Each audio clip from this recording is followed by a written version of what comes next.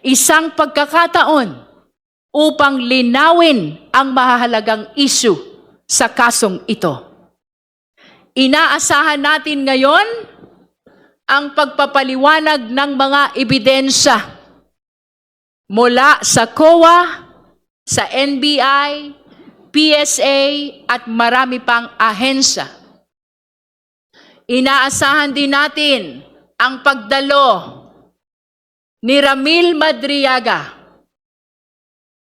na sa kauna-unahang pagkakataon at sa isang public hearing ay makakapagpatunay sa kanyang salaysay. For the very first time, we hope to hear directly from Ramil Madriaga upang makatulong sa paglilinaw kung may batayan ba ang reklamo laban sa Vice Presidente. Let him speak and let the evidence do the talking. Mga kaibigan, Madam Chair, hindi santo si Madriaga. Hindi naman santo ang hinahanap natin kundi testigo. Dito, sa hearing na ito, we are looking for the truth. We are not looking for a saint. History's most important whistleblowers are rarely individuals without a past. To block witnesses and suppress documents is not a defense of the law. It is a defense of secrecy. Magandang tanghali po, Madam Chair, sa lahat. Opo, Madam Chair, kino-confirm ko po. Thank you. Thank you. With that, we direct the committee secretary to receive the copy of the personal letter of Ramil Madriaga to Congresswoman De Lima to form part of the records of the proceeding in this case.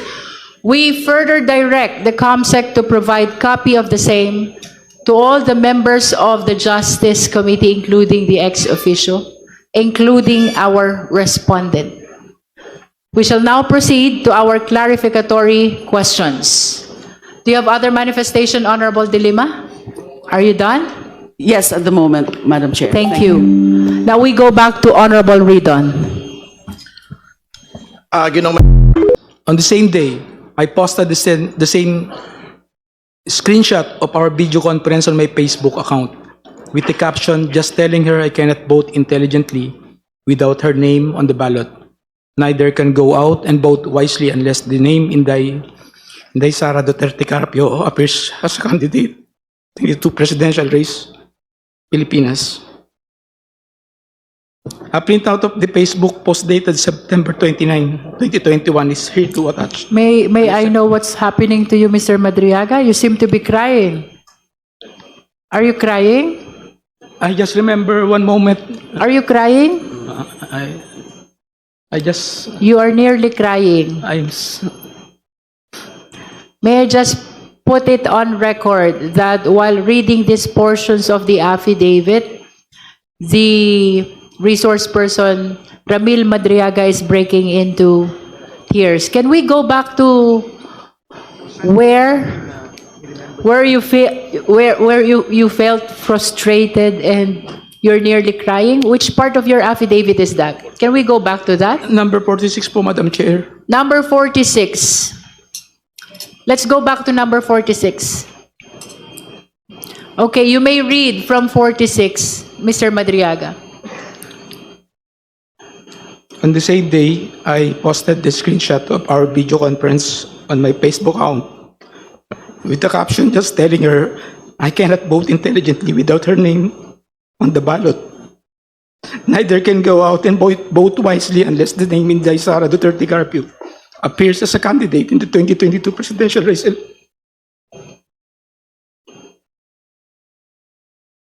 Would you like 47. Would you like to say something about why you are crying on this part of the affidavit? Hindi naman, malungkot lang po. Malungkot. Okay, please proceed.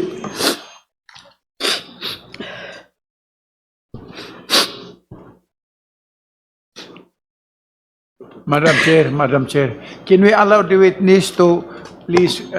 Honorable Dumogan. Thank you, Madam Chair. Can we allow the witness to please get his composure before he will continue? Yes, we are temporarily suspending to give time to Mr. Madriaga to console himself. Lahat ng mga inallege ninyong amounts, na total nyo na po ba lahat? Meron po akong total dati pero depende po pag yung kung anong pick up po kung para saan. Ano po yung naaalala nyo na total Nasa na 1 nasabi billion, nyo? nasa 1 billion din po. Pero kung ito-total ko po lahat ng minention ko, that is 1,689,250,000 na dumaloy sa kamay po ni Mr. Madriaga at the instruction of PRRD. Ang iilan dito para po sa benefit ni VP Sara Duterte and her campaign. Tama po ba? Tama po. Malaking amount po ito, not an amount to scoff at. 500 classrooms ang kayang magawa ng 125 million. Kung nakapeg nga po ay 250,000 per classroom. What more kung idadagdag po tong 80 million and what more ang dumaloy na 1,689,250,000 sa kamay po ni Mr. Madriaga. Sweeping and unverified allegations of You are touching assassination. again on the credibility of the resource person. With all due respect, Honorable Marcoleta. Madam Chair, I move to strike off from the records the remarks of Representative Marcoleta There is a pertaining to the motion to credibility strike of the out from witness. the record pertaining to the statements pertaining to the credibility of the witness. Is there any second? Same has been seconded. Any objection? Hearing none, the motion is approved. Please strike out from the record all statements of the Honorable Marcoleta pertaining to the credibility of resource person Ramil Madriaga. Baka po walang matira doon, mama. Sana yung final lang kasi Please Wala nang- understand at that least the issues Filipino concerning people are watching kahit credibility na pinastrike out niyo yung mga must be statements ko. raised in the trial Ma'am, and not in this clarificatory when you were hearing. interviewed before the media, ma'am, sinabi nyo you're here to test the credibility Please of the confine witness. your Madam Chair, manifestation point of to what order. is happening in this proceeding. Madam Chair, point The of Honorable order. Diaz Suarez. Are you backpedaling? With the permission of Congressman Marcoleta, I think we've given the gentleman enough and sufficient time to explain and expound on his position.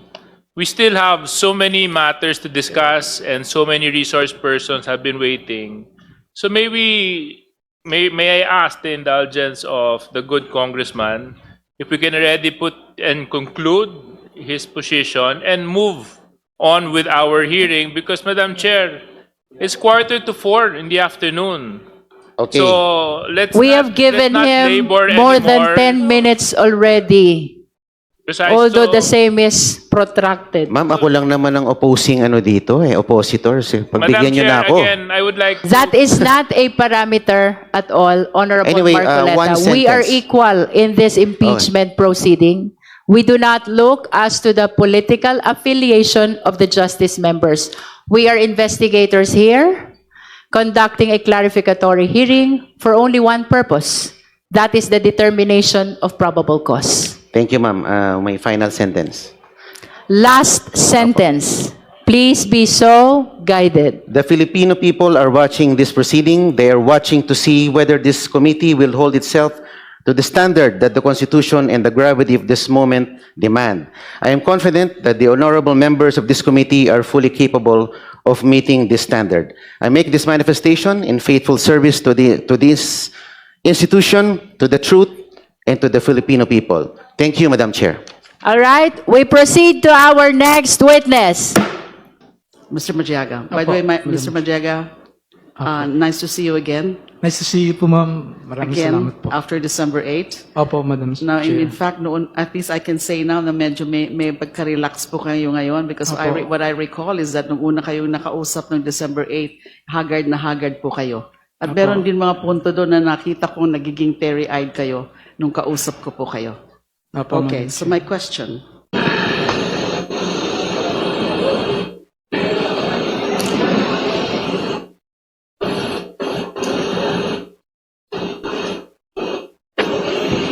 May we direct the BJMP?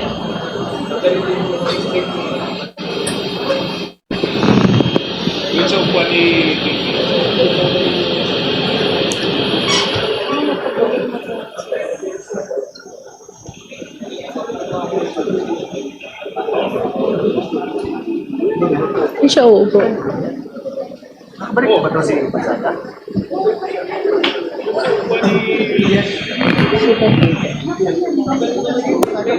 Maybe he should just sit, excuse me, in between PSA and Attorney Camora. Please bear with us, Mr. Madriaga, in between PSA and Attorney Camora. So he will be seated along with the other resource persons. Let us leave the chair for the Vice President vacant because we are extending the opportunity to participate to her so long as we continue this proceeding. In between PSA.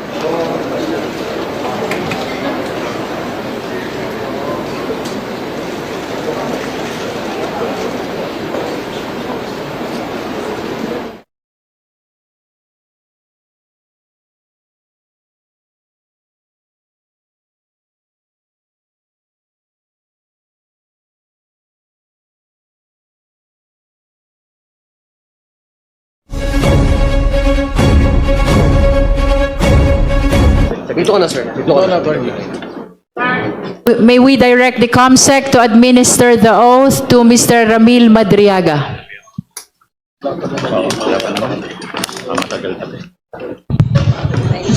Mr. Madriaga, kindly stand up. Can you please raise your right hand? Do you swear to tell the truth, the whole truth, and nothing but the truth before this committee? Thank you. Madam Chair, yun. Yes, sir.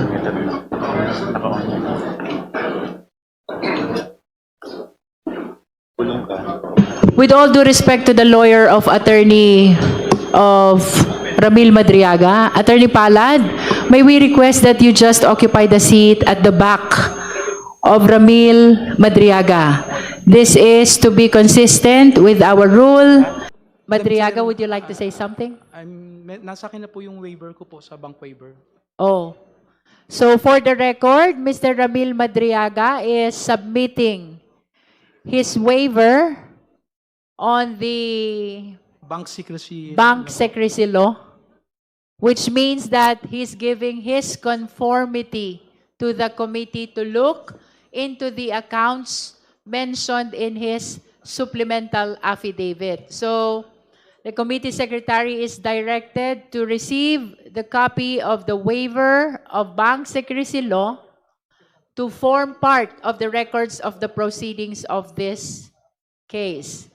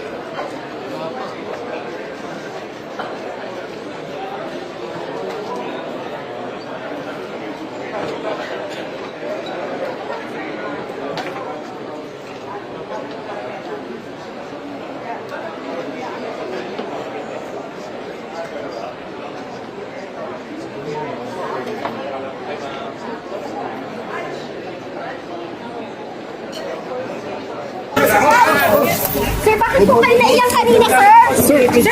Sir, bakit po kayo naiyak, sir? Sir! Marami kayo nagpapala sa kanya. Boss! Sir! Boss! Sir, bakit kayo naiyak kanina? Bakit kayo naiyak, boss? Sir!